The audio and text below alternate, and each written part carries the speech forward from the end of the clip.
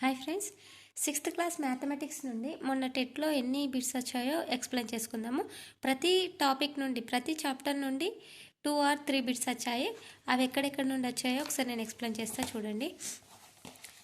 First chapter నుండి ఇక్కడ Hindu Arabic సంఖ్యామానం and అంతర్జాతీయ సంఖ్యామానం నుండి ఒక బిట్ వచ్చింది. 1 కోటికి ఎన్ని మిలియన్లు అని అడిగారు. 8th షిఫ్ట్లో నేను రాసిన ఎగ్జామ్లో 1 కోటి = 10 మిలియన్లు. ఈ బాక్స్ చాలా చాలా ఇంపార్టెంట్. టెట్కి వచ్చిందంటే డిఎస్సి కూడా రావచ్చు, నెక్స్ట్ రావచ్చు రాకపోవచ్చు, కానీ మనం చదివి పెట్టుకుంటే బెటర్ కదా. 10 లక్షలు = 1 మిలియన్, 1 కోటి = 10 మిలియన్లు, 10 కోట్లు = 100 మిలియన్లు, 100 కోట్లు = 1 బిలియన్. ఇది చాలా ఇంపార్టెంట్. నెక్స్ట్ ఇక్కడ చూడండి, ఆల్రెడీ పైన ఇచ్చారు. 1 మిలియన్ అంటే 1000,000 10 లక్షలకు సమానం. 1 బిలియన్ అంటే 1000 మిలియన్లు అంటే 100 కోట్లు. నెక్స్ట్ పేపర్ టర్న్ చేయగానే ఇక్కడ ఇంకో బిట్ ఉంది. ఈ 3 బిట్లకి వెళ్ళి ప్రతి టెట్ పేపర్లో ఒక బిట్ వస్తుంది. ఒక్కసారి చూడండి. ఒక దినపత్రిక 16 పేజీలతో రోజు ప్రచురం అవుతుంది. ప్రతి రోజున 15,020 పంత్రులు ముద్రించిన ప్రతి రోజున ముద్రించబడిన మొత్తం పేజీలు ఎన్ని? పేపర్ 1లో వచ్చింది 20 క్వశ్చన్స్. దీన్ని ఇంటూ చేస్తే సరిపోతుంది. నెక్స్ట్ ఇది ఇంపార్టెంట్ చాలా, ఇది 2-3 టైమ్స్ వచ్చింది. ఒక హోటల్లో 15 లీటర్ల పాలు కలవు. ఒక కప్పు టీ తయారు చేయడానికి 25 మిల్లీలీటర్ల పాలు అవసరం. అయినా 15 లీటర్ల పాలతో ఎన్ని కప్పుల టీ తయారగును? ఇది ఆల్రెడీ స్టార్ మార్క్ పెట్టినా చూడండి. 15 లీటర్ల పాలు కలవట హోటల్లో. ఒక కప్పు టీ తయారు చేయడానికి 25 మిల్లీలీటర్ల అవసరం. అయినా 15 లీటర్ల పాలతో ఎన్ని టీ కప్పులు తయారు చేయబడును అని ఇచ్చారు క్వశ్చన్. చూద్దాం. ఇక లీటర్లు ఉంది కాబట్టి మనం మిల్లీలీటర్లకు కన్వర్ట్ చేసుకోవాలి. 1 లీటర్ = 1000 మిల్లీలీటర్ కాబట్టి 15 × 1000 అంటే 15,000 మిల్లీలీటర్. 1 కప్పు తయారు చేయడానికి 25 మిల్లీలీటర్ కావాలి కాబట్టి 15,000 మిల్లీలీటర్కి ఎన్ని కప్పుల టీ అవసరం అవుతుంది అంటే 15 / 25 మిల్లీలీటర్స్ అంటే 1 కప్పు ఇది 25 మిల్లీలీటర్స్ కాబట్టి దీంతో డివైడ్ చేస్తే 600 వస్తుంది. 600 కప్స్ టీ వస్తుంది అన్నట్టు 15,000 మిల్లీలీటర్ల పాలకి. ఓకే, ఇవి చాలా ఇంపార్టెంట్. నెక్స్ట్ ఎక్కడ నుండి బిట్ వచ్చిందంటే ఇది చాలా ఇంపార్టెంట్. శ్రీనివాస రామానుజన్ నెంబర్ 1729.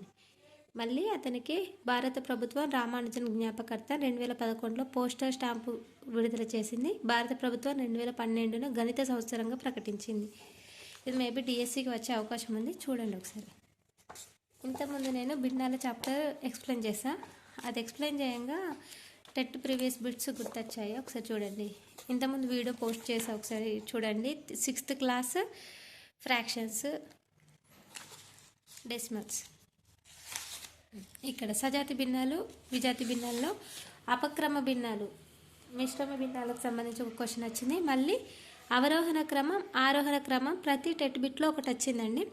ఇక్కడ చూడండి, సజాతి భిన్నాలు ఉన్నప్పుడు ఆరోహణ క్రమం, అవరోహణ క్రమం ఈజీయే, ఎందుకంటే సజాతి భిన్నాలు ఉన్నప్పుడు పైన ఏది పెద్దగా ఉంటే అదే చేయొచ్చు. కానీ అపక్రమ భిన్నాలు ఉన్నాయనుకోండి, అప్పుడు విజాతి భిన్నాలున్న, అపక్రమ భిన్నాలున్న కొంచెం టైం పడుతుంది. కాబట్టి ఈ విధంగా ఉన్నప్పుడు ఏం చేయాలంటే న్యూమరేటర్లో 000 పెట్టుకోవాలి. 0 పెట్టుకొని 3తోని క్యాన్సిల్ చేస్తే ఏది పెద్ద నెంబర్ ఉంటుందో అవి ముందు వస్తున్నాయి అన్నట్టు.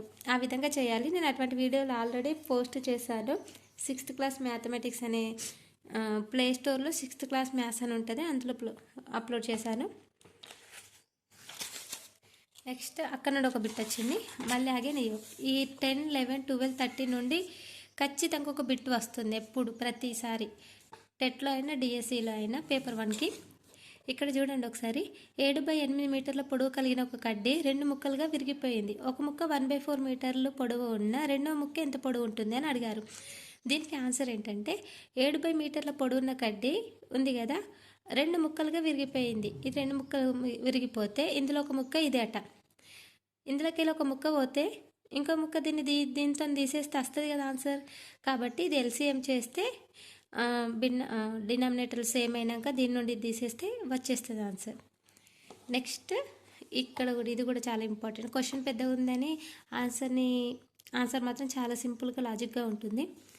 పాఠశాల ఆవరణ చుట్టూ నడిచి రావడానికి రేణుకు 2 × 1/5 నిమిషాల కాలం పడుతుంది. అదే పని చేయడానికి సిగ్నాకు 7/4 నిమిషాల కాలం పడుతుంది. ఇద్దరిలో ఎవరు తక్కువ కాలంలో ప్రయాణించగలరు, ఎంత తక్కువ భిన్న రూపంలో రాయగలరు అని ఉంది. కాబట్టి ఇక్కడ చూడండి, ఫస్ట్ రేణుకు 2 × 1/5 ఇది మిశ్రమ భిన్నంలో వచ్చింది, మిక్స్డ్ ఫ్రాక్షన్.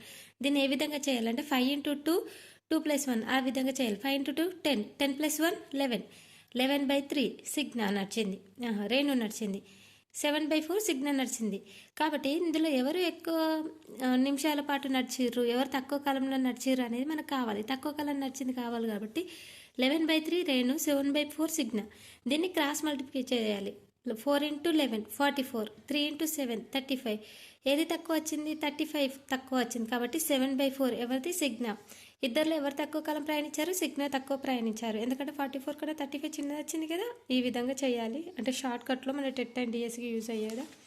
ఆన్సర్ ఈస్ సిగ్నా తక్కువ టైంలో ప్రయాణించింది. ఇంకొకటి ఇక్కడ ఎక్కడ అంటే సౌష్టవం నుండి సౌష్టవ రేఖలు లేవు. దేనికి? విషమ బాహుత్రిభుజం. ఒకే సౌష్టవ రేఖ సమద్విబాహు త్రిభుజం.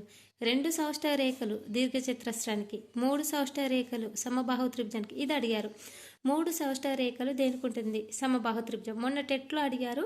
కావాలంటే ఇప్పుడు రెస్పాన్స్ షీట్ వచ్చాక కూడా నేను మళ్ళీ ఎక్స్ప్లెయిన్ చేస్తాను. ఇప్పుడు నేను చెప్పిన బిట్స్ మళ్ళీ ఆ రోజు మీకు గుర్తొస్తాయి.